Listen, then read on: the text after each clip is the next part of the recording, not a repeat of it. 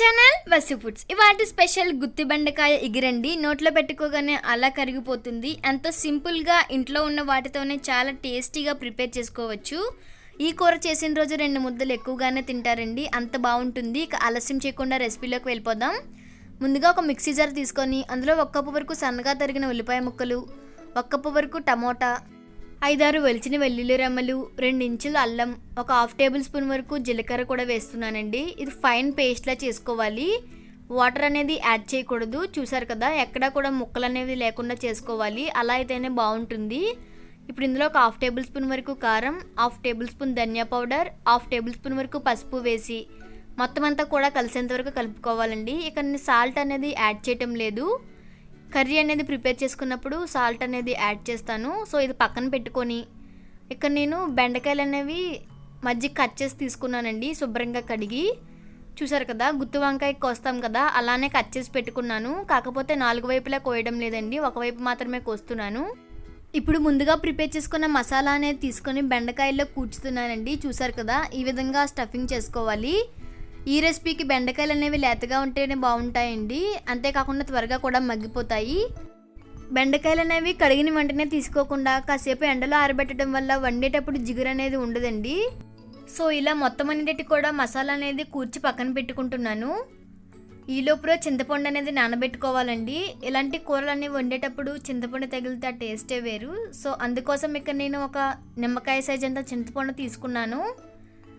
ఇందులో ఒక 1/2 గ్లాస్ వరకు వాటర్ వేసి పక్కన పెట్టుకుంటున్నానండి. ఇప్పుడు స్టవ్ ఆన్ చేసుకొని కడాయి పెట్టుకోవాలి. ఇందులో ఒక 3 టేబుల్ స్పూన్ వరకు ఆయిల్ అనేది హీట్ చేస్తున్నాను. ఇప్పుడు ఇందులో 2-3 పచ్చిమిర్చి చిల్లికలు, 1 రెమ్మ వరకు కరివేపాకు వేసి, కరివేపాకు అనేది చిటపటమనేంత వరకు వేయిస్తే సరిపోతుందండి, ఎక్కువగా వేయించిన అవసరం లేదు. ఇప్పుడు ఇందులో ముందుగా ప్రిపేర్ చేసుకున్నటువంటి బెండకాయలు అనేది వేస్తున్నాను. లో ఫ్లేమ్లో కొంచెం వేగేంత వరకు ఉంటే సరిపోతుందండి, ఎక్కువగా వేగనవసరం లేదు. హై ఫ్లేమ్లో వేయించడం వల్ల బెండకాయ అనేది మాడిపోతుంది. చూసారు కదా, ఇలా వేగిన తర్వాత ఇప్పుడు మిగిలిన మసాలా కూడా వేస్తున్నాను. సిమ్లోనే పచ్చివాసన పోయేంత వరకు వేయించుకోవాలి, లేదంటే చేదొచ్చేస్తుందండి. చూసారు కదా, ఇలా వేగిన తర్వాత ఇందులో ఇప్పుడు సరిపడా కారం కూడా వేస్తున్నాను. ఉప్పు అనేది తీసుకుంటున్నానండి. ఇక్కడ నేను కల్లుప్పు అనేది తీసుకుంటున్నాను. ఇలాంటి కూరలు వండేటప్పుడు కల్లుప్పు అనేది తీసుకుంటే చాలా బాగుంటుంది. చూసారు కదా, కారం అనేది పర్ఫెక్ట్గా ఉందో లేదో చూసుకోండి. ఇది కొంచెం వేగేంత వరకు ఉండాలి. ఇప్పుడు ఇందులో ముందుగా నానబెట్టుకున్నటువంటి చింతపండు అనేది వేస్తున్నాను.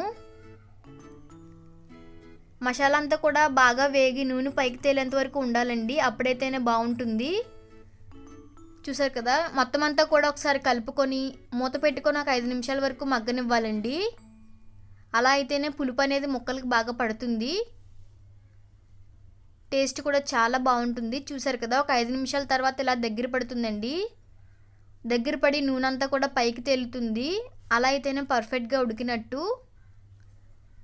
ఇప్పుడు ఇందులో 1 గ్లాస్ వరకు వాటర్ అనేది యాడ్ చేస్తున్నాను.